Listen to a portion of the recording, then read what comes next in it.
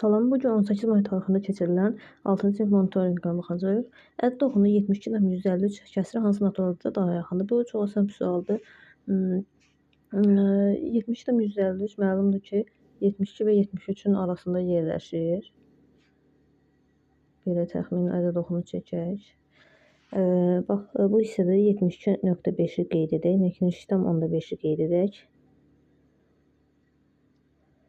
72,53 isə təxminən buralarda bir yerdə yerləşəcək. Yəni göründüyü kimi 73-ə daha yaxındır.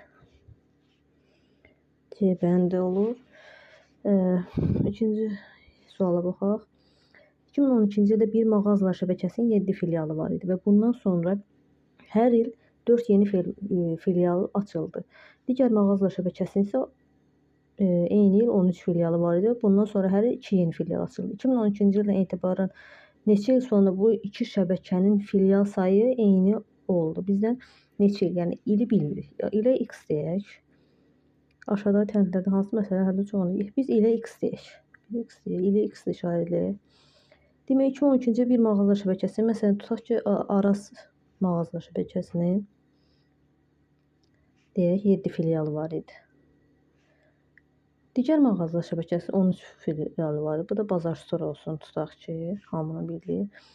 Mağazalar şəbəkəsinin isə 13 filialı var idi. Beləmi? Və bir Araz deyək ki, 7 filialı olan, yəni Arazın hər il 4 yeni filial açıldı. Hər il. Məsələn, növbəti il, birinci il açıldı, tutaq ki, 4 filial, ikinci il neçə filial açılacaq? Olacaq 8, üçüncü il 12. Yəni ilə vurularaq artır. Yəni onda nə olur? Nə olmalıdır? 7 üstə gəl. Bir dəqiqə buna. Pozaq bir dəqiqə. 7 üstə gəl ilə x dediyimizə görə 7 üstə gəl 4x. Bazar Store nə olur? Bazar Store hər il 2-dən açıldığı üçün 13 üstə gəl 2x olur. Yəni filialların ümumi sayı bu düsturlarla olur. Yəni Arazda 7 üstə gəl 4x, Bazar Store'da isə 13 üstə gəl 2x. Bunlar neçə il sonra bu şəbəkənin filial sayı eyni olduqda isə bunlar filial sayıdır da, yəni bərabərləşdirməli sonuçda cavab A bəndi. Yəni başa düşdünüz uşaqlar. 7 filial Arazda var. Hər il 4 bax hər il 4 filial açılır. X ildir. Hər il 4. Bir il 4 filial açılır, ikinci il 8 filial açılır. İkinci il nə olur? 8 filial açılmır, daha doğrusu ikinci ildə 8 filial olmuş olur. Başa düşdünüz? Əvvəldə də 7 filial sabit var idi. A bəndi. Üçüncü, 53-cü sual. Lalə lövhədə qeyd olunan ədədi 201-ə vurmalı idi. Lakin o sıfır unudaraq hesablamada 201 ədədini 21 əvəzinə 21 yazdı və nəticədə 378 aldı. Lalə hansı nəticəni almalı idi? Deməli, bilmirik ədədi. Bilmədiyimiz ədədə x deyirik. 201-ə vurmalı idi, amma 21-ə vurdu. 378 aldı. Buradan x-i tapa bilərik. X-i tapdıqda 378-i 21-ə bölürük. O da 18 eləyir. Deməli, bizim lövhədə qeyd olunan ədədimiz 18 imiş. İndi biz 18-i 201-ə vurmalıyıq. 18 vuraq 201, bu da eləyir 3618. Deyəməli. 54. Vüqarın 5 manat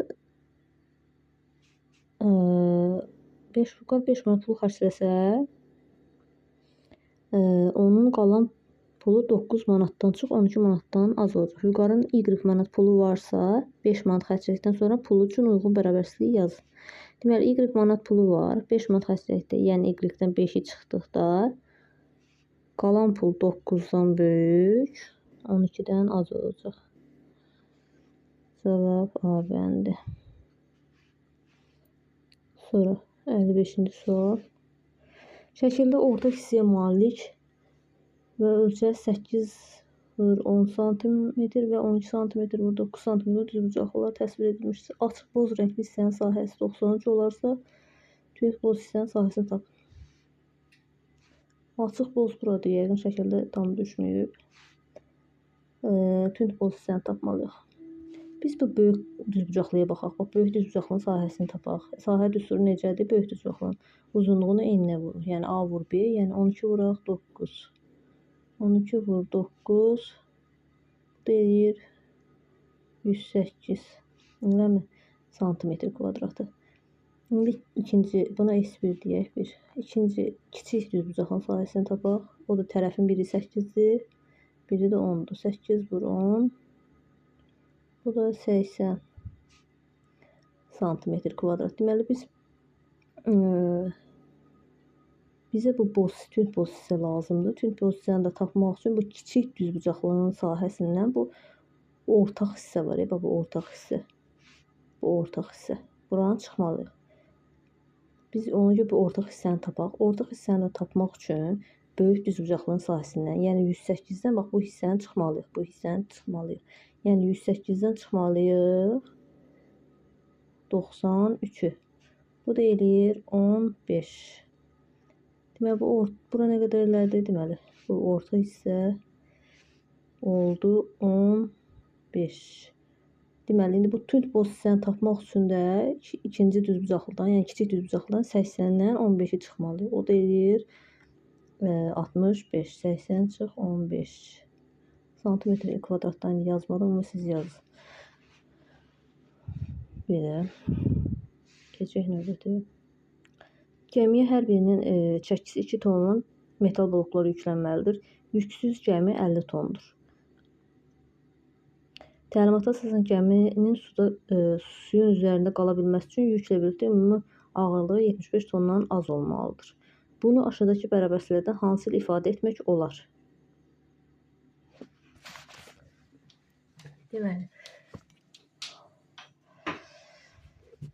Deməli bizə verib gəmiyə hər birinin çəkisi 2 tonla metal bloklar yüklənməlidir. Yüksüz gəmi 50 tondur. Gəminin öz kütləsi deməli 50 tondur. Buraya yazaq bir. Gəmi 50 ton.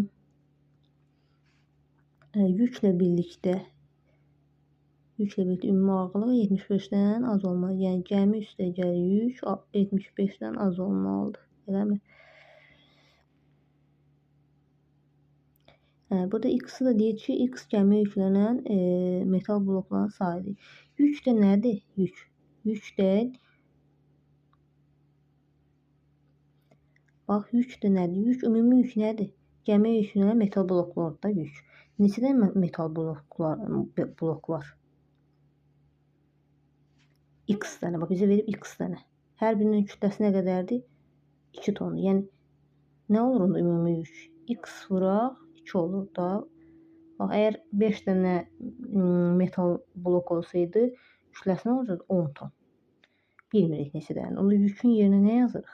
9 üstəgəl, 9 yox.